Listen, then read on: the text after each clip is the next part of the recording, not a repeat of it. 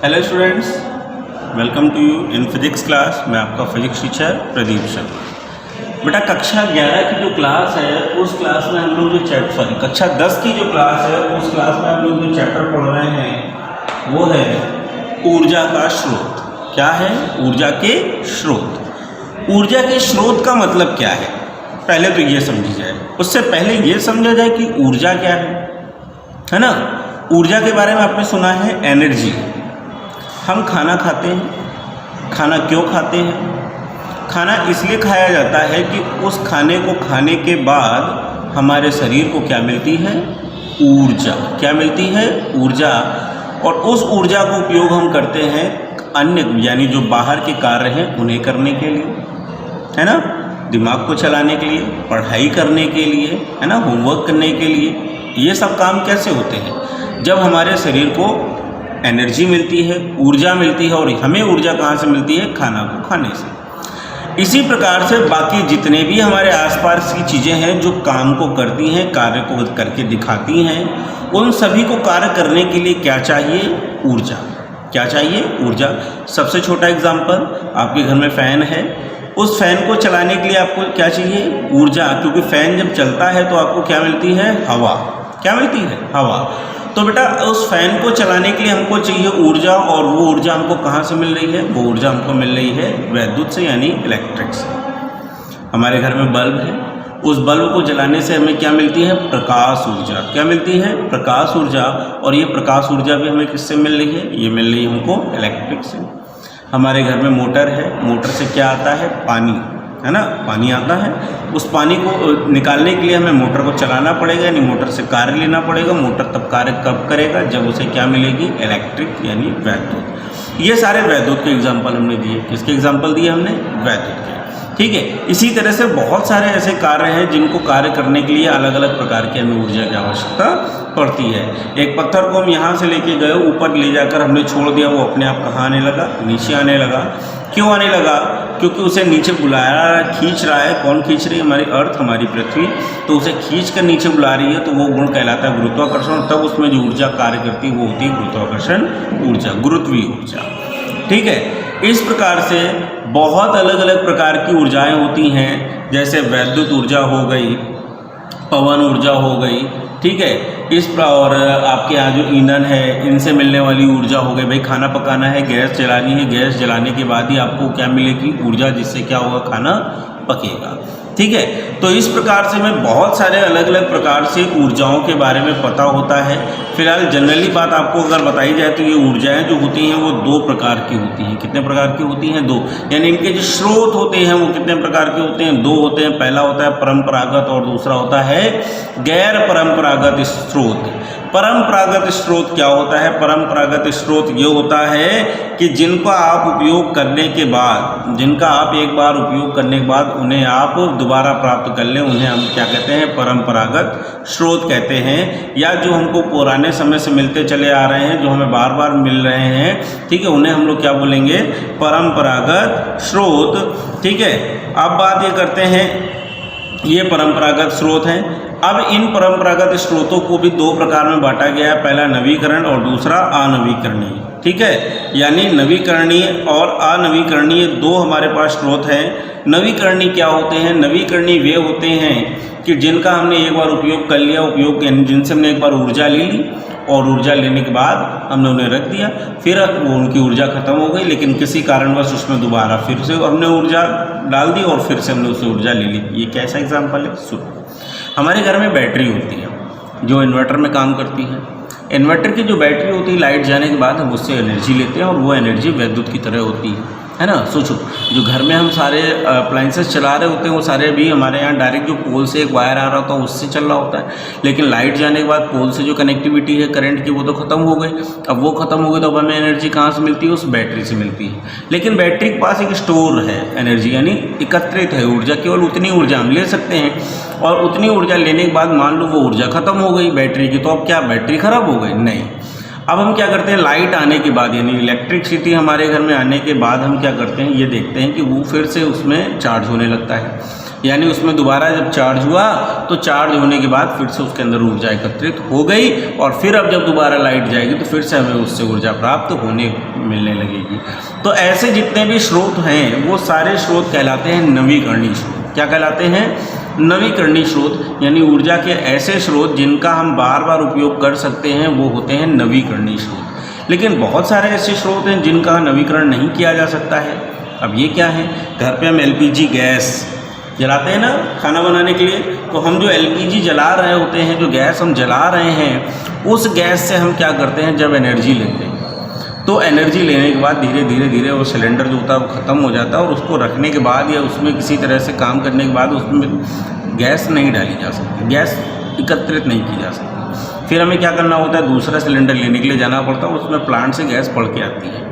ठीक है, तो मतलब एक बार जलाने के बाद गैस ख़त्म हो गई। ठीक है, सिलेंडर दोबारा रिफ़िल हो सकता है, ठीक है, लेकिन उसके अंदर जो गैस है वो दोबारा नहीं आ सकती है। इसी प्रकार से बात करते हैं, कोयला है भाई, कोयले को आप जलाते हो तो जलने के बाद कोयले से राख बन जाती है और उस राख से आप दोबारा कोयला नहीं बना सकते। ठीक है, इसके बाद लकड़ी है, कोयला है, पेट्रोल है, ये सारे जो साधन हैं ऊर्जा प्राप्त करने की या ऊर्जा लेने के, इन सारे साधनों का नवीकरण नहीं हो सकता है। अगर इनका नवीकरण नहीं हो सकता है तो ये कैसे साधन है? ये अनवीकरणीय साधन है। कैसे साधन है? ये अनवीकरणीय साधन है। ठीक है, बात समझ में आ गई? बात समझ में वाली ये थी कि नवीकरणीय साधन क्या होते हैं और अनवीकरणीय साधन क्या होते हैं। तो नवीकरणीय साधन के बारे में बता दिया। नवीकरणीय साधन वे साधन हैं जिनका एक बार उपयोग करने के बाद हम उनका नवीकरण कर सकते हैं, और अनवीकरणीय वे साधन हैं जिनका एक बार उपयोग करके हम नवीकरण नहीं कर सकते हैं। बात समझ में आ गई कि नहीं आई? ठीक है, इसके बाद भी हमारे पास जो ऊर्जा के परंपरागत स्रोत होते हैं वो जीवाश्म ईंधन होते हैं। जीवाश्म ईंधन में आता है कोयला, आता है पेट्रोल के से बने पदार्थ हो जाते हैं, प्राकृतिक गैस हो जाती है। ये सारी चीज़ें किस में आ जाती हैं? जो हमारे पास परंपरागत साधन है और ये जीवाश्म ईंधन के अंतर्गत आते हैं। ठीक है, इसके बाद तापीय वैद्युत संयंत्र है, यानी जो हम लोग जिससे लाइट हमारे घर तक आ रही है, थर्मल पावर प्लांट है, वो भी परंपरागत साधन के अंतर्गत आता है। जल विद्युत संयंत्र है, यानी इलेक्ट्रिक से जो हम आज बिजली बना रहे हैं वो भी परंपरागत साधन के अंतर्गत आता है। ठीक है, पवन ऊर्जा है। ठीक है, ये सारे क्या हैं? आपके परंपरागत साधन हैं और इनका उपयोग हम क्या करते हैं? ऊर्जा को प्राप्त करने के लिए करते हैं। ठीक है, तो याद रखना है आज केवल इंट्रोडक्शन क्लास थी, तो आज मैंने आपको केवल ऊर्जा से रिलेटेड संबंधित कुछ बातों को समझाया है और इन्हें आप आज पढ़िए। पढ़ने के बाद आपको अगली क्लास में बाकी के बाद पढ़ने को मिलेगी। तो आपको आज पढ़ने के लिए सिर्फ टॉपिक क्या है, जो हमारे पास ऊर्जा के स्रोत हैं वो क्या हैं और ऊर्जा के स्रोत कितने प्रकार के होते हैं? 2 प्रकार के, परंपरागत और अपरंपरागत। ठीक है, दूसरा परंपरागत साधन क्या होते हैं? परंपरागत साधन भी 2 प्रकार के होते हैं, एक जिनका नवीकरण कर सकते हैं और जिनका नवीकरण नहीं कर सकते हैं। ठीक है, तो नवीकरणीय, अनवीकरणीय, परंपरागत, गैर परंपरागत और ऊर्जा, इतनी चीज़ें आपको अच्छे से पढ़नी है और अपनी कॉपी पे लिखनी है। ठीक है, बाय बाय।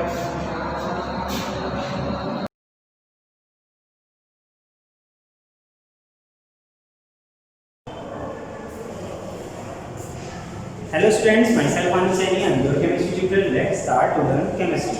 तो बच्चों, चैप्टर चल रहा है आपका तत्वों का आवर्तीय वर्गीकरण। बहुत सारी चीज़ें आपने अभी तक यहाँ पर पढ़ी हुई हैं। रिसेंटली आपने जो टॉपिक लास्ट क्लास में देखा हुआ वो था आपका आवर्त सारणी। 2 आवर्त सारणी आपने पढ़ी हुई है, एक मेंडलीव की मूल आवर्त सारणी, दूसरी मेंडलीव की आधुनिक आवर्त सारणी। मेंडलीव की मूल आवर्त सारणी में आधार माना गया था तत्वों के परमाणु भार को, उसके बाद तत्वों के परमाणु क्रमांक को। आज आपको जो आवर्त सारणी पढ़नी है वो है दीर्घाकार आवर्त सारणी, long form of periodic table. ये आवर्त सारणी में आधार माना गया है तत्वों के इलेक्ट्रॉनिक विन्यास को। फिर बात आती है कि इस आवर्त सारणी की खोज किसने की? तो 3 साइंटिस्ट हैं आपके पास, रैंक, वर्नर एंड बरी, जो कि आप देख पा रहे हैं, रैंक, वर्नर एंड बरी। तो ये साइंटिस्ट हैं, इन्होंने इस आवर्त सारणी को प्रस्तुत किया, इसके लिए आधार माना है तत्वों के इलेक्ट्रॉनिक विन्यास को। तब हमें बात करनी है कि आवर्त नियम क्या हो। तो जैसे इससे पहले आपने आवर्त नियम देखे थे, तत्वों के भौतिक और रासायनिक गुण, उनके परमाणु भारों के आवर्ती फलन होते हैं। फिर दूसरे बारे में क्या होगा? उनके परमाणु क्रमांकों के आवर्ती फलन होते हैं। एग्जैक्टली स्टेटमेंट आज क्या होगा? तत्वों के भौतिक और रासायनिक गुण, उनके इलेक्ट्रॉनिक विन्यासों के आवर्ती फलन। इससे पहले क्या बोल रहे थे? भौतिक और रासायनिक गुण किसके आवर्ती फलन थे? परमाणु भार के, या फिर नेक्स्ट वाले में परमाणु क्रमांक। तो आज क्या बोलेंगे? तत्वों के भौतिक और रासायनिक गुण उनके इलेक्ट्रॉनिक विन्यास के आवर्ती फलन होते हैं। एग्जैक्टली आपको ये स्टेटमेंट देना है। अब इसके बाद में जब आपको आवर्त नियम पता चल गया है, किसने खोज की है, क्या आधार है दीर्घाकार आवर्त सारणी का, तो आज हम स्टार्ट करेंगे। इसकी कुछ विशेषताओं के बारे में जानेंगे, क्या इनके दोष हैं उनके बारे में जानेंगे, क्या उपयोगिता है, वो सारी चीजें हमें जाननी है, समझने को स्टार्ट कर रहे हैं। आज आवर्त सारणी दीर्घाकार आवर्त सारणी, long form of periodic table. Okay, so let's start. तो चलिए जैसे विशेषताओं की बात करेंगे तो सबसे पहली बात विशेषताओं की है कि यहाँ पर जो 36 पंक्तियां हैं उनको लोग क्या बोल रहे हैं, आवर्त, पहले भी बोलते थे। और इसके बाद जो आपका नेक्स्ट है कि ऊर्ध्वाधर कॉलम होते हैं उनको क्या बोलते हैं, वर्ग। पहले पॉइंट में आपको अच्छा, तो जो 36 पंक्तियां हैं जो आवर्त है, कुल आवर्तों की संख्या है कितनी, 7। ऊर्ध्वाधर कॉलम है जो आपके वर्ग है, इनके समूह की बोलते हैं, उनकी संख्या कितनी है, 18। तो आवर्त है 7 और वर्ग है 18। ठीक बात है। चलिए नेक्स्ट पॉइंट में जब आप पढ़ते हैं तो नेक्स्ट पॉइंट की तरफ आपसे कहा जाता है कि जो वर्ग है उन वर्ग को डिवाइड किया गया है एक एक उपवर्ग। ठीक है ना, वर्ग को डिवाइड किया गया जितने भी वर्ग है, 8वें को छोड़ना है और 0 को छोड़ना है। शून्य वर्ग तथा 8वें वर्ग को छोड़कर अन्य सभी वर्गों को 2 कॉलम में डिवाइड किया गया। जैसे फर्स्ट है ना, तो first A, first B, second A, second B, like that, इस टाइप से। ओके, नेक्स्ट इसके बाद में आपसे कहा गया कि जो 0 वाला कॉलम है उसे डिवाइड नहीं किया गया है, लेकिन जो 8वां कॉलम है उसे डिवाइड किया गया 3 पार्ट में। ठीक है ना, तो उसे डिवाइड किया गया कितने, 3 पार्ट में। तो इस टाइप से आपको आवर्त सारणी मिलती है, वो आवर्त सारणी में। अब अच्छा, एक खास बात नेक्स्ट पॉइंट में आपको बता रहा हूँ, उसमें आपसे कहा जाता है कि ये जो आवर्त सारणी है, इस आवर्त सारणी में ग्रुप को, जैसे इससे पहले बात था ना आपको first A, second A, first B, second B, like that, इस टाइप से रखा हुआ है ना। लेकिन अभी ये जो आवर्त सारणी ना, इसमें कॉलम में उन्होंने सभी को सीधे सीधे लिख दिया है। कॉलम में उनको से फर्स्ट, सेकंड, थर्ड, फोर्थ लेकर के डायरेक्ट कितना जाना है आपको कंटिन्यूअसली 18 तक, फर्स्ट टू 18। टोटल कॉलम कितने हैं, 18 हैं, तो 18 कॉलम तक आपको जाना है। ओके, तो 1 2 3 4 5 6 7 8 9 10 ऐसे वर्गों की संख्या है। फर्स्ट डे, सेकंड डे बोल देते हैं, बट अभी आप जब लॉन्ग फॉर्म की आधुनिक वाली बात कर रहे हैं, modern long form of periodic table, तो वो फर्स्ट डे, सेकंड डे ना बोल करके सीधे बोलते हैं group first, group second, group 18, group 17, not 7th A, 7th B, like ये सब आपको नहीं यूज करना है। डायरेक्ट बोलते हैं ग्रुप फर्स्ट है, ग्रुप सेकंड है, ग्रुप थर्ड है, ग्रुप फोर्थ है, ग्रुप 18 है, ग्रुप 17 है, ग्रुप वाइज आपको बोलते हैं। ठीक है ना, तो वर्गों की संख्या है कितनी, 18, आवर्त की संख्या है कितनी, 7। इसके बाद में आपसे कहा गया कि इस आवर्त सारणी में अंकों के आधार पर 1 से लेकर के 18 तक सभी वर्गों को विभक्त कर दिया गया है। और आप बताते हैं कि इस आवर्त सारणी में शून्य वर्ग को विभक्त नहीं किया गया है, अष्टम वर्ग को 3 कॉलम में, लेकिन इसके अलावा जितने भी उन सभी को 2-2 पार्ट में डिवाइड कर दिया। ठीक बात है। अब इसके बाद में एक बात और बताते हैं जो बहुत स्पेशलिटी है इस आवर्त सारणी की।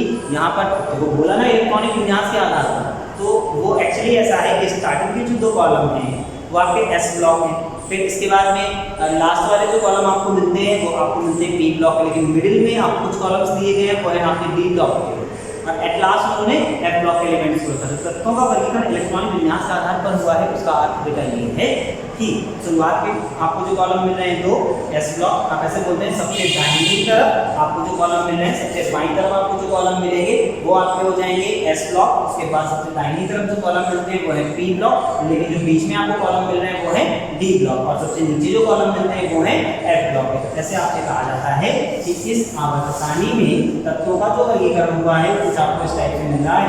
ये आपके एस ब्लॉक एलिमेंट हैं, ये आपके पी ब्लॉक एलिमेंट है, 6 हैं यहाँ पर, और 2 हैं ये आपके 6 2 5, बाकी जो 10 बचे हैं वो सब यहाँ पे कितने डी ब्लॉक एलिमेंट। ठीक है, और बीच में ये लास्ट में आपको 2 श्रेणियां मिल रही हैं, ये हैं आपके एफ ब्लॉक एलिमेंट। तो ये आपका वर्गीकरण किया है,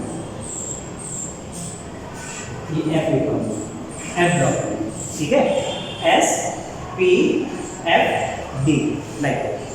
अच्छा, तो आप क्या बोलते हैं, आप लिखेंगे पॉइंट में कि सबसे बाईं तरफ रखे गए तत्वों को एस ब्लॉक के तत्व हैं, सबसे दाहिनी तरफ जो तत्व रखे गए हैं वो हैं आपके डी ब्लॉक के तत्व, और एस और पी के बीच में जो तत्व को रखा गया है उन्हें डी ब्लॉक तत्व कहते हैं। नेक्स्ट लास्ट में 2 श्रेणियों में एफ ब्लॉक के तत्वों को स्थान दिया गया है, लेंथेनाइट और एक्टिनाइट। नेक्स्ट, अब इसके बाद में आपको बात और बतानी होती है, कहते हैं कि जो डी ब्लॉक के तत्व हैं उन्हें कहा जाता है संक्रमण तत्व, जो एफ ब्लॉक के तत्व हैं उन्हें कहा जाता है आंतरिक संक्रमण तत्व। डी ब्लॉक के जितने भी तत्व हैं उन सभी को कहते हैं संक्रमण तत्व और इनको कहते हैं आंतरिक संक्रमण तत्व। ठीक है, तो transition element, inner transition element, ये बात होती है। नेक्स्ट इसके बाद में आपसे कहा जाएगा नेक्स्ट पॉइंट में जो एल ब्लॉक के तत्व हैं इन्हें भी दो पार्ट में डिवाइड किया गया है। आप बोलते हैं कि लैंथेनाइट सीरीज है और एक्टिनाइट सीरीज। सीरीज का जब आप बोलते हो तो इनको लैंथेनाइट श्रेणी और एक्टिनाइट श्रेणी भी कहा जाता है। नेक्स्ट जब हम बात करते हैं आवर्त की, तो आवर्त के बारे में बताया जाता है कि आवर्तों की संख्या टोटल कितनी है, 7 है। ये आपका वही पुराना मैजिक नंबर जो आपने पहले देखा होगा, एग्जैक्टली वही मैजिक नंबर। सबसे पहले कौन सा था, अति लघु आवर्त, फिर कौन सा था, लघु आवर्त, फिर था दीर्घ आवर्त, है ना। एग्जैक्टली वही वाला पॉइंट है आपका। जो टोटल 7 है ना आपके आवर्त, उनमें तत्वों की संख्या है 2, 8, 8, 18, 18, 32, लास्ट वाला है अपूर्ण। सबसे छोटा आवर्त कहते हैं लघु आवर्त, अति लघु आवर्त, उसमें कितने 2 एलिमेंट हैं। फिर उसके बाद के जो 2 आवर्त हैं उनको कहते हैं लघु आवर्त, उनमें कितने एलिमेंट हैं, 8, 8 तत्व हैं, फिर 18, 18 है, फिर 32 और लास्ट वाला अपूर्ण। ठीक है ना, इस तरीके से कहा जाता है। ये हो गए आपके आवर्त की बात। फिर यहाँ इसी आवर्त सारणी की विशेषता में हमें ये भी बात बताई जाती है कि यहाँ पर जो तत्व हैं उनको उनके स्पेशलिटी के आधार पर भी बताया जाता है। जैसे सबसे लास्ट में आपको पी ब्लॉक में जो एलिमेंट मिलता है, सबसे लास्ट में एग्जैक्टली जीरो ग्रुप जो आपको दिया गया है, जीरो ग्रुप का जो एलिमेंट है उसको शून्य वर्ग के तत्व या अक्रिय तत्व कहते हैं, नोबल अक्रिय तत्व कहा जाता है। शून्य वर्ग के तत्वों को अक्रिय तत्व कहते हैं। स्टार्टिंग में आपको जो फर्स्ट एक ग्रुप मिलता है, फर्स्ट एक के तत्वों को कहते हैं क्षारीय धातु में। उसके बाद सेकंड में मिलता है उन्हें कहते हैं क्षारीय मृदा धातु में। यहाँ आपको मिलता है एक और ग्रुप, उसको हम लोग बोलते हैं 7th है, तो उसे हम लोग कहते हैं हैलोजन तत्व। ये विशेषताओं में पॉइंट होती है। ठीक है, ऐसे मैंने आपको बता दिया, लैंथेनाइट कहते हैं, एक्टिनाइट कहते हैं, संक्रमण तत्व कहते हैं, आंतरिक संक्रमण तत्व कहते हैं। ये सब विशेषताओं में आप पॉइंट होती है। ये तो विशेषताएं ही इस आवर्त सारणी की। अब बात उपयोगिता की करनी है। क्या उपयोग रहा इस आवर्त सारणी का, उपयोगिता टू मच इजी। सबसे पहला तो यही कि इस आवर्त सारणी के आधार पर तत्वों के गुणों का अध्ययन पहले की अपेक्षा बहुत सरल हो गया। ठीक है ना, क्यों, उसका रीजन ये बताया गया। सरल इसलिए हो गया कि क्योंकि यहाँ पर जो तत्व थे वो उन सभी का इलेक्ट्रॉनिक विन्यास एक जैसा। तो एक पॉइंट तो ये कहा गया कि जो भी आपको पहले एलिमेंट, आप कोई भी पहला एलिमेंट लेते हैं, जैसा पहले वाले एलिमेंट का कॉन्फ़िगरेशन है उस ग्रुप में रखे गए अन्य सभी तत्वों का इलेक्ट्रॉनिक विन्यास भी वैसा ही होगा, सिमिलर कॉमन है। उपयोगिता, इलेक्ट्रॉनिक विन्यास एक जैसे हैं उनका। अगर आपको जैसे मुख्य क्वांटम संख्या पता है तो मुख्य क्वांटम संख्या के आधार पर आप बता सकते हो कि एलिमेंट किस ग्रुप का है। तो तत्व का स्थान अगर हमें पता करना है तो उसके इलेक्ट्रॉनिक विन्यास से पता चल रहा है। इलेक्ट्रॉनिक विन्यास में आपने देखा, इलेक्ट्रॉनिक विन्यास से जो आपको मुख्य क्वांटम संख्या का मान मिलेगा वही मुख्य क्वांटम संख्या प्रदर्शित करती है उस तत्व के आवर्त की संख्या।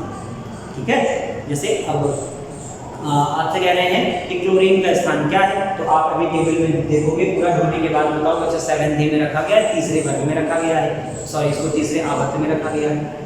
तो वहां पर क्या करना था, जब आपको ये वाली आवर्त सारणी आ गई तो आपने केवल कॉन्फ़िगरेशन करना है। आपने जैसे ही इलेक्ट्रॉनिक विन्यास देखा, इलेक्ट्रॉनिक विन्यास देखने के बाद में आपको पता चलता है कि लास्ट में आ रहा है 3p5, तो आपने देख करके बता दिया कि इसका आवर्त हो जाएगा तीसरा। क्यों, क्योंकि मुख्य क्वांटम संख्या n का मान है 3। बेटा आप 11th क्लास में पढ़ेंगे क्वांटम संख्या, तो आपको चीज़ें और ज़्यादा अच्छे से समझ में आएंगी। आप पॉइंट समझ लीजिए कि तत्वों के इलेक्ट्रॉनिक विन्यास के आधार पर उनके गुणों का अध्ययन सरल हो गया। तत्वों के इलेक्ट्रॉनिक विन्यास के आधार पर, इस आवर्त सारणी के आधार पर उनकी स्थिति को बता पाना भी ईजी हो गया। ठीक है, ईजी पॉइंट। अब इसके बाद आपसे ऐसे ही बहुत सारे पॉइंट्स रहे उपयोगिता में। जैसे आपसे कहा गया कि इस आवर्त सारणी में जो तत्वों को अलग से उन्होंने ये मेटल और नॉन मेटल, धातुओं और अधातुओं का स्पष्ट विभाजन हो। धातु में अलग है, अधातु में अलग है, अलग अलग सब आपको बता देंगे। धातु में अलग है, तो इस आवर्त सारणी के आधार पर धातुओं अधातुओं का भी स्पष्ट विभाजन हो सका। संक्रमण तत्व अलग रख दिए गए और आपके आंतरिक संक्रमण तत्व अलग रख दिए गए। अधिक क्रियाशील धातुएं अलग हैं, निम्न क्रियाशील धातुएं अलग हैं। ये आवर्त सारणी की विशेषताएं हैं। नेक्स्ट जब आप बात करते हैं यहाँ दोष की, तो दोष पहले की तरह यहाँ पर भी जो दोष है, सबसे बड़ा दोष यहाँ पर वही था कि आवर्त सारणी में हाइड्रोजन का स्थान यहाँ भी निश्चित नहीं किया गया। दोनों जगह है, फर्स्ट एक ग्रुप में और उसके बाद 7th ग्रुप में, क्योंकि वो दोनों तरह की प्रॉपर्टी शो कर रहा है, क्षार धातुओं के जैसे भी और बंधन के जैसे, दोनों जगह स्थान। नेक्स्ट इसके बाद जब स्थान की बात हो गई तो आपको यहाँ पर एक और पॉइंट आया, वो जो दोष के रूप में सामने आया कि इस आवर्त सारणी में लैंथेनाइट और एक्टिनाइट, ये जो एफ ब्लॉक के तत्व हैं, इनको आपने अलग से क्यों रखा हुआ है? ये इसी के साथ कुछ कंबाइन नहीं हो सकता था क्या? ये एक दोष रहा कि लैंथेनाइट और एक्टिनाइट को अलग से स्थान, ये एक दोष बचा। समस्थानिकों और संभारिकों के लिए इस आवर्त सारणी में भी कोई स्पेशली आपको पोजीशन नहीं दिया गया, कोई स्थान नहीं दिया गया, तो वो भी एक दोष है। समस्थानिकों और संभारिकों का स्थान निश्चित नहीं है, लैंथेनाइट एक्टिनाइट को अलग से क्यों रखा गया है, हाइड्रोजन का स्थान भी निश्चित नहीं है, ये इस आवर्त सारणी के दोष हैं। तो अभी आज आपने दीर्घाकार आवर्त सारणी के बारे में पढ़ा, पिछली जो भी आपने पढ़ी हुई चीजें हैं दोनों आवर्त सारणी, उनका रिवाइज करिए। अभी के लिए थैंक यू।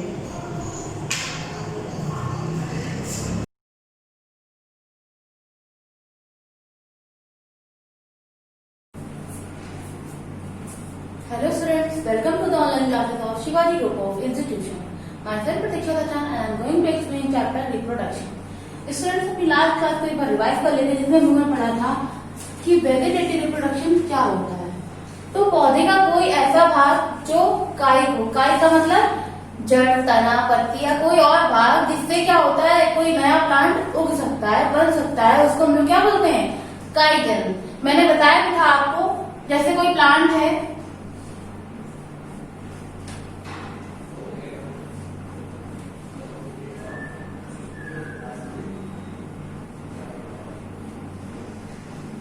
तो उसके कौन कौन से होंगे वेजिटेटिव पार्ट जो होंगे? रूट, लीफ, स्टेम एंड बड। ये क्या होंगे उसके वेजिटेटिव पार्ट या फिर कायिक भाग जो होते हैं। तो इसके द्वारा क्या हो रहा था? उसमें जन्म कैसे हो रहा था? जड़ के द्वारा। जैसे किसी भी प्लांट की जड़ को हम लोग लगा देते हैं और कुछ समय बाद एक नया पौधा प्राप्त होता है। और उसी तरह से क्या होता है, किसी भी भाग में, जैसे भूमिगत तना, हम लोगों ने बात की थी आलू की, तो आलू क्या होती है? भूमिगत तना होती है, जिससे क्या होता है वो भूमि के नीचे वृद्धि करती है और नए पौधे का निर्माण करती है। इस तरह से होता है कायिक जनन। हम लोगों को आज पढ़ना है कि कायिक जनन के लाभ क्या होते हैं, क्यों कायिक जनन किया जाता है पौधों में। तो पहला है कि जिन पौधों में बीज नहीं होते हैं उसमें इसका प्रयोग होता है। बीज नहीं होते हैं जैसे अंगूर और अनानास, इन पौधों की बात की गई कि जैसे अब कुछ पौधे ऐसे जिनमें बीज नहीं है, तो उससे नया प्लांट कैसे उगेगा? तो ये समस्या हो जाती है। इसलिए कैसा होता है, वहां पर कायिक जनन का प्रयोग किया जाता है कि जिनमें बीज नहीं है उनसे हम लोग नए पौधे भी उगा सकें। पौधे के विशेष ऐच्छिक लक्षणों को पीढ़ी दर पीढ़ी बनाए रखा जा सकता है। विशेष ऐच्छिक लक्षण, ऐच्छिक का मतलब होता है जो हमारी इच्छा के अनुसार लक्षण हमें प्राप्त करने हैं किसी पौधे से, वो हम प्राप्त कर सकते हैं। जैसे किसी पौधे का गुण है, उसके जो फल होते हैं बहुत मीठे होते हैं, तो क्या करना है हम लोग को, उस ऐच्छिक लक्षण को हमें अगली पीढ़ी में भी ले जाना है। तो हम लोग क्या करेंगे, कायिक जनन का हम लोग जो होता है लाभ होता है वो करेंगे। कायिक जनन से क्या करेंगे, उस पौधे के जो लक्षण है, क्या उसका जो फल है बहुत मीठा है या उसका साइज जो है वो काफी बड़ा है, इस तरह से अगर वो लक्षण लाभ दे रहा है किसी भी तरह से, तो उस लक्षण को हम लोग बनाए रखने के लिए क्या करेंगे, कायिक जनन करेंगे। यानी पौधे किसी बढ़ती भाग को उस जनन में प्रयोग करेंगे। या फिर उस पौधे की लंबाई बहुत अच्छी है, तो भी वो क्या हो गया हम लोग का ऐच्छिक लक्षण, यानी ये लक्षण हमें चाहिए या फिर इससे हमें लाभ मिल रहा है। या फिर उसके जो फ्लावर्स हैं, फूल हैं, वो बहुत अच्छे हैं, उनकी सुगंध अच्छी है, तो वो क्या हो गया हम लोग का ऐच्छिक लक्षण जो हमें चाहिए होता है। तो उसे हम लोग क्या करेंगे, पौधे के वर्धी भाग को निकाल लेंगे और क्या कराएंगे, उसमें कायिक जनन कराएंगे। तो ये क्या करता है, विशेष ऐच्छिक लक्षणों को पीढ़ी दर पीढ़ी बनाए रखता है। पीढ़ी दर पीढ़ी का मतलब अगली पीढ़ी से अगली पीढ़ी में ले जाने का कार्य जो होता है वो होता है पीढ़ी दर पीढ़ी। नेक्स्ट टॉपिक हम लोग का ऊतक संवर्धन या फिर टिश्यू कल्चर। टिश्यू कल्चर क्या होता है, इसको सूक्ष्म जनन भी कहते हैं। क्यों, ये क्या है, एक आधुनिक विधि है, मॉडर्न मेथड है किसका, प्लांट को ग्रो करने का। और क्या, कृत्रिम पोषक माध्यम। इसमें करते क्या है, किसी भी प्लांट को उगाते हैं, प्लांट को बहुत छोटी मात्रा में लेते हैं, शायद वो इस ड्रॉप के बराबर भी नहीं होगा। करना क्या होता है कि प्लांट को बहुत छोटी मात्रा में लेते हैं क्योंकि ऊतक संवर्धन है, इसलिए वहां पर उसके टिश्यूज को निकाला जाता है और कहाँ रखा जाता है, कृत्रिम पोषक माध्यम में, यानी आर्टिफिशियल को कल्चर करते हैं और उसमें वो सारे न्यूट्रिएंट्स इंग्रेडिएंट्स होते हैं जो एक पौधे को चाहिए होते हैं अच्छी ग्रोथ के लिए। तो वो क्या होता है, कृत्रिम पोषक माध्यम। नेक्स्ट है कैलस। कैलस क्या होता है, पहले तो हम लोग क्या, ये आधुनिक विधि है। करना क्या होता है इसमें, किसी प्लांट को ग्रो कराना होता है। कैसे, कृत्रिम पोषक माध्यम से। कृत्रिम पोषक माध्यम, एक छोटा सा पार्ट लेंगे प्लांट का, टिश्यू का, उसको क्या करेंगे, आर्टिफिशियली उसको न्यूट्रिएंट प्रोवाइड कराते हैं। उसके बाद कैलस बनता है। कैलस क्या होता है, जब उस आर्टिफिशियली जो हम लोग को इंग्रेडिएंट मिला होता है न्यूट्रिशन प्रोवाइड करने के लिए, उसको उसमें रखते हैं, प्लांट के जो टिश्यूज होते हैं। उसके बाद क्या होता है, एक कैलस, एक क्लॉट का फॉर्मेशन होता है जिसको हम लोग कैलस बोलते हैं। उस कैलस में क्या होता है, विभाजन। वो कैलस क्या करता है, सेल डिवीजन करने लगता है। और सेल डिवीजन होता है बहुत फास्ट होता है, किसमें, कैलस में। और कैलस की जड़ों का विकास, अब कैलस में क्या हो रहा है, देखो जड़ों का विकास हो रहा है, क्योंकि कैलस में क्या हो रहा था, विभाजन, कोशिका विभाजन होना स्टार्ट हो गया था, इसलिए यहाँ पर धीरे धीरे जड़ों का भी विकास हो गया। पौधे की सूक्ष्म मात्रा का प्रयोग किया जाता है, जैसा कि मैंने बताया कि पौधे की बहुत छोटी सी मात्रा इसमें यूज की जाती है। और इसको कहते क्या है, सूक्ष्म जनन, क्योंकि ये बहुत छोटी सी, बहुत थोड़ी मात्रा इसमें यूज होती है प्लांट की, इसलिए इसको बोलते क्या है, सूक्ष्म जनन। और इसी को ये क्या बोलते हैं, ऊतक संवर्धन। कैसे, पहले तो ये आधुनिक मेथड होता है, उसके बाद क्या करते हैं, इसमें कृत्रिम पोषक माध्यम। जैसे कुछ चीजें क्या होती हैं, नेचुरली प्रोवाइड की जाती है, लेकिन यहाँ पर क्या करेंगे कि उसको कृत्रिम पोषक माध्यम प्रोवाइड करेंगे, जिससे उसमें क्या होगा, प्लांट में ग्रोथ होने लगेगी। और वो क्या बना देता है, कैलस। कैलस क्या होता है, एक छोटा सा क्लॉट होता है जिसमें क्या होने लगता है, सेल डिवीजन।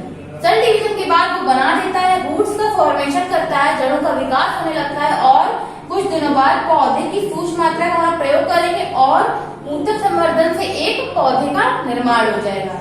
ये है हम लोग का ऊतक संवर्धन। अब लोग बात करेंगे नेक्स्ट टॉपिक जो है जीवों में लैंगिक जनन, यानी सेक्सुअल रिप्रोडक्शन इन एनिमल्स।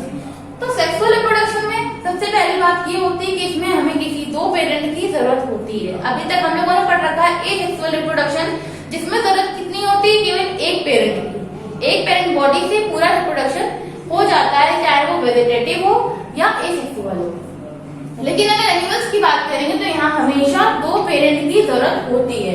तो क्या है, प्रजनन कोशिकाओं का संयोजन। संयोजन का मतलब होता है जुड़ना, किसका, प्रजनन कोशिकाओं का। रिप्रोडक्टिव जो सेल होती है उनका यहाँ पर संयोजन होगा, वो आपस में जुड़ जाएंगी।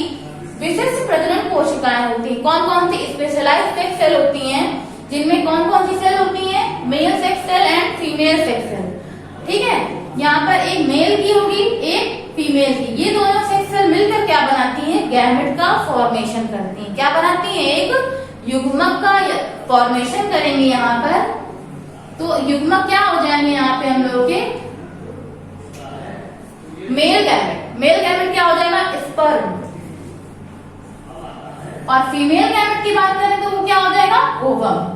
ओवम या फिर एग बोल सकते हैं हम लोग। तो क्या है, प्रजनन कोशिकाओं का संयोजन होता है, यानी जो सेक्स सेल्स होती है, रिप्रोडक्टिव सेल्स होती है, वो यहाँ पर क्या होंगी, मिलेंगी, ज्वाइंट हो जाएंगी, तो संयोजन हो जाएगा। और विशिष्ट प्रजनन कोशिकाएं क्या होंगी, यहाँ पे इन्वॉल्व होती हैं, किस लिए, रिप्रोडक्शन के लिए, क्योंकि यहाँ पे दो पेरेंट बॉडी और दो गैमेट की जरूरत होती है। तो पहली कौन सी होगी, मेल सेक्स सेल, दूसरी कौन सी होगी, फीमेल सेक्स सेल। और मेल सेक्स सेल क्या बनाएगी, कौन सा गैमेट बनाती है, स्पर्म। और फीमेल सेक्स सेल कौन सा गैमेट बनाएगी, ओवम। नेक्स्ट क्या है कि नर तथा मादा युग्मक मिलकर युग्मनज बनाते हैं। क्या बनाते हैं यहाँ पर, युग्मनज या फिर जाइगोट। यहाँ पर जो मेल सेक्स सेल और फीमेल सेक्स सेल ये मिलकर बनाएंगे गैमेट। ये ध्यान देने वाली बात है कि ये क्या बनाएंगे, गैमेट या फिर युग्मक। लेकिन और मेल और फीमेल जो गैमेट बनेंगे, ये जो गैमेट बनेंगे वो क्या बनाएंगे, जाइगोट या फिर युग्मनज। और युग्मनज हमेशा कैसा होता है, 2n होता है, यानी नंबर ऑफ क्रोमोसोम्स में क्या होते हैं, डबल होते हैं। नेक्स्ट है ये क्रिया निषेचन कहलाती है। निषेचन क्या कहलाएगा, जब मेल और फीमेल यानी स्पर्म और ओवम दोनों आपस में फ्यूज होते हैं तो क्या कहलाता है, निषेचन या फिर फर्टिलाइजेशन। ठीक, तो यह क्रिया क्या, कौन सी क्रिया, जो मेल और फीमेल जो गैमेट फॉर्म हुए थे वो आपस में मिलकर जो युग्मनज बना रहे हैं वो क्या कहलाता है, निषेचन कहलाता है। नेक्स्ट है कि एक लिंगी जीव नर तथा मादा भिन्न, मतलब होता है कि एक लिंगी, एक लिंग का मतलब होता है यूनिसेक्स, मतलब human body.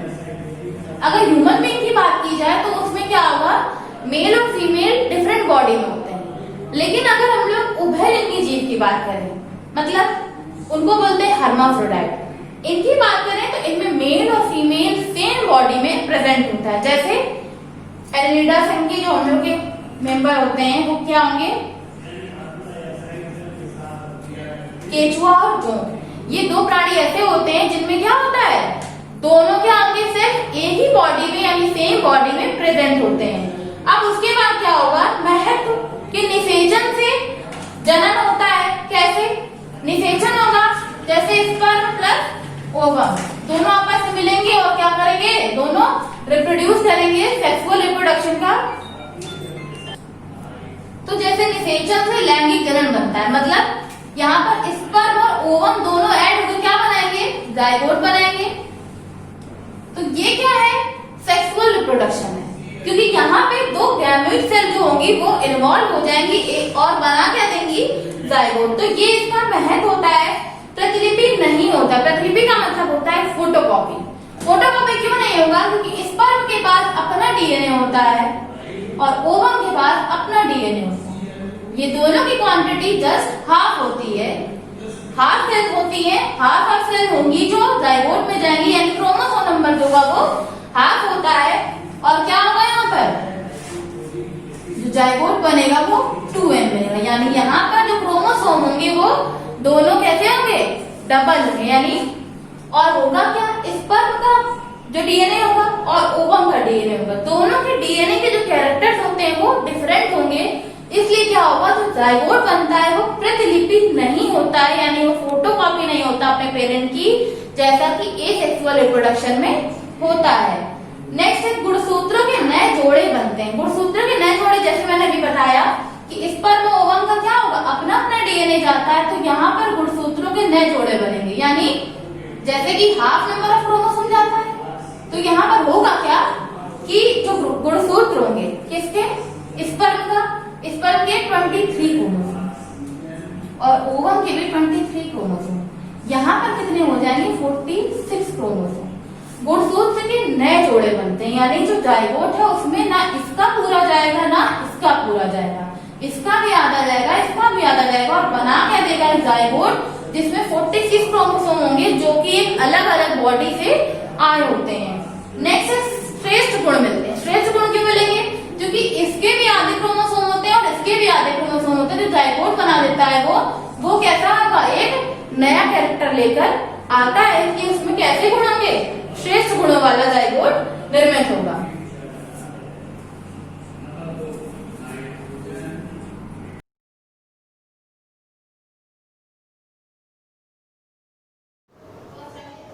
Good morning, student. In your topic of conversion, we will start active-passive voice.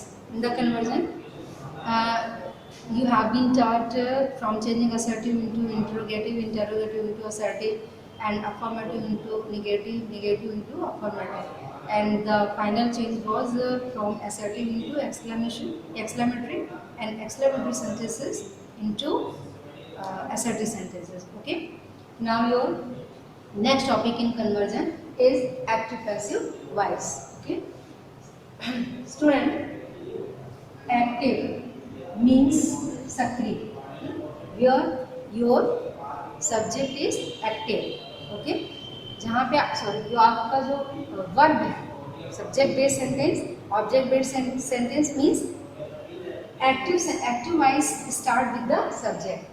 Active voice start with the subject. Subject से शुरू होने वाले वाक्य जो है वो एक्टिव होते हैं, बिकॉज वर्ब इज एक्टिव। यहाँ पे जो वर्ब है वो एक्टिव होती है और सब्जेक्ट से सेंटेंस स्टार्ट होता है। ठीक। And what is difference in passive voice? In passive voice your sentence is going to be started with object. Object means your verb is not active. Now, what is subject and object? I think with the subject you are very well familiar. Subject यानी doer यानी कर्ता, ना जो भी work हो रहा है आपके, जो भी वर्क किया जा रहा है उसको करने वाला जो है सब्जेक्ट वो डूअर होता है, उसको हम सब्जेक्ट करते हैं कर्ता यानी करने वाला। ओके। और ये सेंटेंस में असर्टिव सेंटेंसेस में सबसे पहले प्लेस लेता है सब्जेक्ट आपका। ठीक, ये सब्जेक्ट नाउन के रूप में हो सकता है, प्रोनाउन के रूप में हो सकता है, जीरन के रूप में हो सकता है और इन्फिनेटिव के रूप में भी हो सकता है। ठीक है। अब object, what is object? Object क्या है? जो डूअर करता है उस वर्क का रिजल्ट, प्रतिफल, result is called objective. Objective is output of the work done by the subject. ठीक है। इसको इजी गोइंग वे में समझने के लिए आप ये भी कर सकते हैं, जब आप मतलब बेसिक चीज़ें हमारी मेन वर्ब पर डिपेंड कर रही हैं। जो हमारे सेंटेंस का मेन वर्ब है, उस मेन वर्ब में जब हम हु लगाते हैं तो उसका रिप्लाई जो मिलता है that one is subject. Who माने कौन, यानी जो वर्क हो रहा है उसको करने वाला कौन है। ठीक। सो whenever we are going to put the question word who, reply is subject, and whenever we put the question what and whom, okay, what and whom, reply is object। क्या किया गया या किसके साथ किया गया, ये जो रिप्लाई होता है वो आपका ऑब्जेक्ट होता है। ठीक है। So as far as definition is concern, output of the work done by the subject is called object। ठीक। और इजी वन में हमें फाइंड आउट करने का तरीका क्या है कि मेन वर्ब में हम what और whom लगाते हैं और उसका जो रिप्लाई आता है वो हमारा जो है वो ऑब्जेक्ट होता है। Okay, it's clear to you, right? इसका मतलब एक इंडिकेशन आपको और मिल रहा है कि जब आपको सेंटेंस में ऑब्जेक्ट फाइंड आउट करना हो और आप ये ना ढूंढ पा रहे हो कि ऑब्जेक्ट कहाँ है, क्योंकि मोस्टली बच्चे अपने माइंड में ये थ्योरी रखते हैं कि जो सबसे लास्ट में है सेंटेंस के बस वही ऑब्जेक्ट है। This is not right answer. आपका ऑब्जेक्ट जो है, चूंकि रिजल्ट है, आउटपुट है डन बाय द सब्जेक्ट, तो वो मेन वर्ब के बाद प्लेस लेता है। जहाँ कहीं भी आपका मेन वर्ब होगा सेंटेंस में, मेन वर्ब के जस्ट बाद जो है वो आपका ऑब्जेक्ट रखा जाता है। उसके बाद वाला जो है वो आपका ऑब्जेक्ट कॉम्प्लीमेंट होता है। ठीक, तो हम ऑब्जेक्ट कॉम्प्लीमेंट को ऑब्जेक्ट नहीं मानेंगे। ऑब्जेक्ट हमारा जो मेन है वो मेन वर्ब के बाद होता है। ये बात अलग है कि वो ऑब्जेक्ट आपका सिंगल नाउन में भी हो सकता है, प्रोनाउन में भी हो सकता है और इन्फिनेटिव या जेरंड के रूप में भी हो सकता है, सिंगल वर्ड भी हो सकता है और ग्रुप में भी हो सकता है। ठीक है। तो वो अगर सिंगल वर्ड है तो हम उसको ऑब्जेक्ट कंसीडर कर रहे हैं पूरा, और अगर ग्रुप में है तो भी हम उस पूरे ग्रुप को ऑब्जेक्ट कंसीडर करेंगे। Later it will be discussed with the example. First of all, you have to clear what is object and what is subject. I think it is very clear. It has been done very clear to you that what is subject and what is object. ये मैंने इतना detail में इसलिए बताया क्योंकि sentence without object cannot be converted into passive voice। ऐसे वाक्यों का पैसिव नहीं बनता जिनमें ऑब्जेक्ट नहीं होता। ठीक है। दो बातें अपने माइंड में फीड करिए। First point, sentence without object can not be converted into passive voice. अब दूसरी बात क्या है कि जो आपकी तीन परफेक्ट कॉन्टिन्यूस होती हैं, present perfect continuous, past perfect continuous and future perfect continuous and including future continuous, ये जो चार हैं टेंस के out of 12, these four are not be converted into passive voice। इन चार टेंस का पैसिव फॉर्म नहीं बनाया जाता। ठीक है। तो क्या पैसिव में ट्रांसफर नहीं करते हैं, पहले आप उसको फिट कीजिए कि विदाउट ऑब्जेक्ट पैसिव नहीं बनता और इन चार टेंस का पैसिव वॉइस नहीं बनता। Okay, now let us start किसका बनता है और कैसे हम उसको ट्रांसफर करते हैं। तो अभी आपने क्लियर किया कि ऑब्जेक्ट क्या है। अब ऑब्जेक्ट कितने प्रकार का होता है उसको भी आप समझ लीजिए। ऑब्जेक्ट हैज टू काइंड्स या it can be divided in two kinds. Which ones? Direct object, indirect object and direct object. Okay, direct object और indirect direct object. What is indirect object and what is direct object? बहुत simple definition में अगर आप समझें तो जितना जो living being होता है, जो लिविंग बीइंग होता है, लिविंग बीइंग्स होता है, वो आपका इनडायरेक्ट ऑब्जेक्ट में आता है, जिसको आप सजीव कहते हैं। ठीक है। और डायरेक्ट भी मतलब नॉन लिविंग, ठीक है। नॉन लिविंग बींग्स जो हैं वो सारे के सारे आपके डायरेक्ट ऑब्जेक्ट में आते हैं, ठीक। सेंटेंस में इनडायरेक्ट ऑब्जेक्ट डायरेक्ट ऑब्जेक्ट से पहले प्लेस लेता है। फॉर एग्जांपल,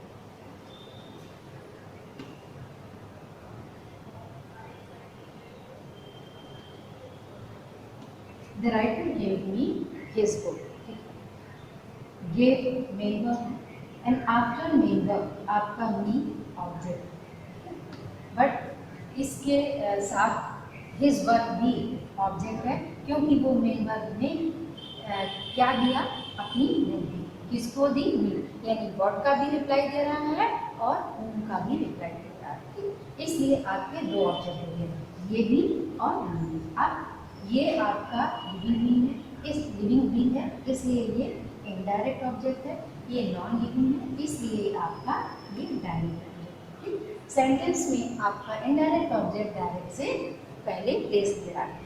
अगर आप इनडायरेक्ट ऑब्जेक्ट को और डायरेक्ट ऑब्जेक्ट के बाद रिप्लेस करेंगे तो आपको प्रीपोजिशन की ज़रूरत है। जैसे इसी सेंटेंस को हम ऐसे भी लिख सकते हैं, the writer gave his book to me, यानी ये हिस्सा आप बैक में ले गए तो ये आपको प्रीपोजिशन की नीड दे रहा है।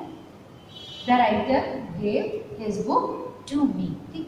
तो पैसिव बनाने के लिए आपको ये ज़रूरत नहीं है जानने की कि आपका इनडायरेक्ट पीछे रखा जा रहा है या डायरेक्ट आगे रखा जा रहा है, इसकी ज़रूरत नहीं। आपको ये माइंड में you have to keep one thing only in mind, that object is compulsory and if you have two objects, direct and indirect object, you can change your sentence of passive voice in two forms, यानी दोनों तरह से हम उसको passive में convert कर सकते हैं। इनडायरेक्ट और डायरेक्ट दिया है तो हम इसकी हेल्प से भी पैसिव ट्रांसफर कर सकते हैं और इसकी हेल्प से भी ट्रांसफर कर सकते हैं। If you have only single object, that object will be converted to passive form. अगर सिंगल है तो हम उसके बेस पर सेंटेंस को पैसिव बनाते हैं। I think students, now it is clear to you that what is subject, what is object, and about the kinds of object. Okay, two types of object. Okay, now let us discuss the rules. With the help of these rules, we change sentence into active sentence into passive. Okay, rules. There are 5 main rules. With the help of these rules, you are going to change your active voice into passive. First of all, whenever you are going to change the sentence into passive voice, you have to pick up your object. यानी पहला step active से passive का है। जैसे ही आप sentence को read out करते हैं, you have to find out object. पहला काम ऑब्जेक्ट फाइंड आउट, कि उस ऑब्जेक्ट को हम सब्जेक्ट में चेंज करते हैं। Okay, object is change into subject. Passive का स्टार्ट हो गया फर्स्ट स्टेप। सेकेंड स्टेप में helping verb. Helping verb, as far as helping verb is concern, it will be decided with the help of your tense. First of all, that indefinite. Indefinite. In indefinite, you have helping verb do and does. Present indefinite. Okay. First of all, we will consider about present indefinite tense. तो present indefinite में do या does helping verb होते हैं, उसका replacement आपका होगा each and are. Okay. Is with singular, am with I, and are with you and plural. मेरे ख्याल से ये सभी को बहुत अच्छे से कंफर्म है। इंडेफिनिट में ये हम हुआ आपका प्रेजेंट इंडेफिनिट की बात है। अभी पास्ट इंडेफिनिट में क्या होता है, आपको डिड मिलता है ना।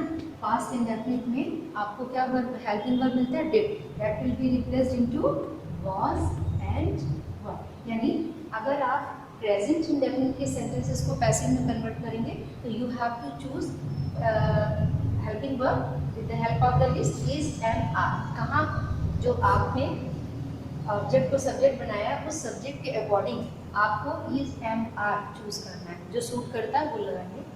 If your sentence is in past indefinite, you have to choose was and were. आपको ये भी पता कहाँ was लगता है, कहाँ were लगता है. Now future indefinite, will and shall. Will and shall. ये helping verb जो हैं वो as it is accept कर ली जाएगी. तो as far as indefinite sentences are concerned, present indefinite, you have to choose helping verb, is and are, past indefinite, was were, and future indefinite, will and shall. Okay? In continuous sentences,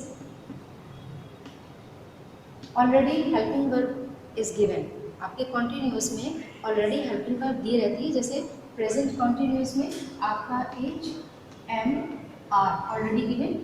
In past, was and were already given, and you know future continuous is not going to be changed into passive voice. Okay, just leave it. तो आप सोचेंगे इसमें भी helping verb वही है, इसमें भी वही है, तो हमें कैसे पहचानना है?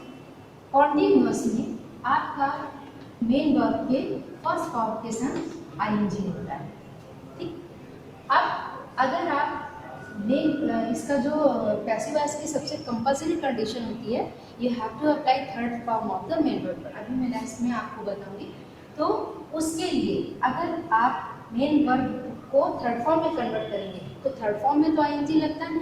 ठीक, उस आईएनजी का सेटलमेंट कैसे होगा, यानी कंटिन्यूस शो करने के लिए आपको क्या करना है, बी यूज करना है. ठीक है, be you know first form of the verb, be was being. ठीक है, तो be is first form of the verb, होना, किसी भी कार्य के होने के लिए भी का हम यूज करते हैं. तो बी प्लस आईएनजी, ना इट बिकम्स बीइंग.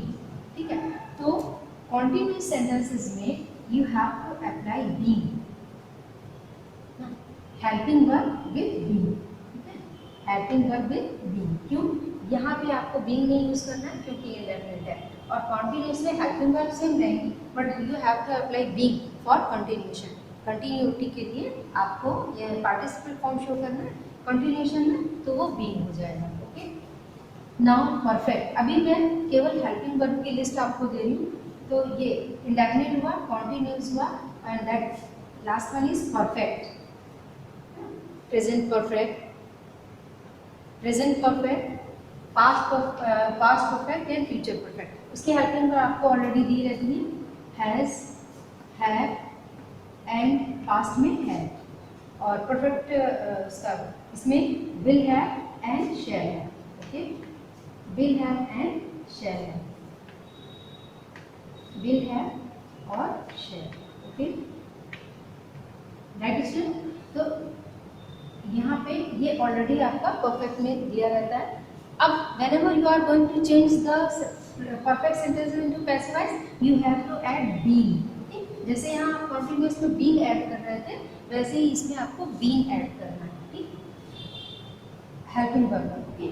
Now मतलब has been, have been, had been, will have been and shall have been.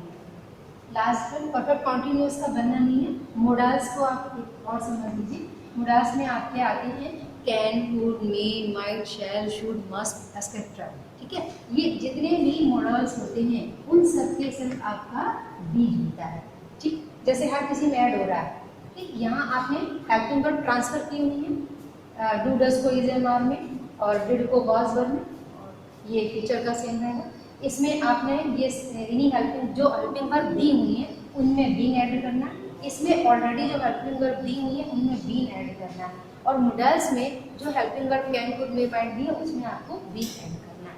So student, this is the list for your helping verb. कि आप सबसे पहले object को subject बनाएंगे, फिर helping verb लगाएंगे इस सिस्टम से. Now third one is main verb third form. Okay, in passive voice चाहे जिस तरह के आप सेंटेंस को पैसिव में कन्वर्ट कर रहे हो, you have to apply main verb third form. यानी मेन वर्ब की थर्ड फॉर्म ही पहचान है पैसिव वॉइस. ठीक है, एंड फाइनली जब आपका मेन वर्ब का थर्ड फॉर्म आप अप्लाई करेंगे, उसके बाद आपका जो सब्जेक्ट था सेंटेंस का, यानी जो सब्जेक्ट था that will be change into object with by, यानी by plus agent. Agent means जो सब्जेक्ट सेंटेंस का था बाय के बाद एजेंट को यूज करेंगे. तो student, these are the 4 important rules which you have to apply to transfer active voice into passive. And this is the list. Suppose your subject is in pronoun, है ना? अगर आपका noun में है तो वो तो ऑब्जेक्ट में बाई एजेंट में जो है वो नेम ही चला जाएगा. अगर वो सब्जेक्ट आपका नाउन से स्टार्ट होकर के प्रोनाउन से स्टार्ट होता है तो हम इसको जब बाई के साथ, यानी यहाँ हम बाई और एजेंट की बात कर रहे हैं, तो बाई एजेंट पे अगर प्रोनाउन है तो कैसे ट्रांसफर करेंगे? He will be transferred into him, she will be transferred into her या him, and they will be transferred into them, and we will be transferred into us, one into ones, and who will be transferred into whom. Okay students, this one is the clarification of the rules related with active and passive voice. In next video lecture we will check the rules with the example of a lot of examples, and then I will give you exercises to do in your copy. Till that, have a nice day.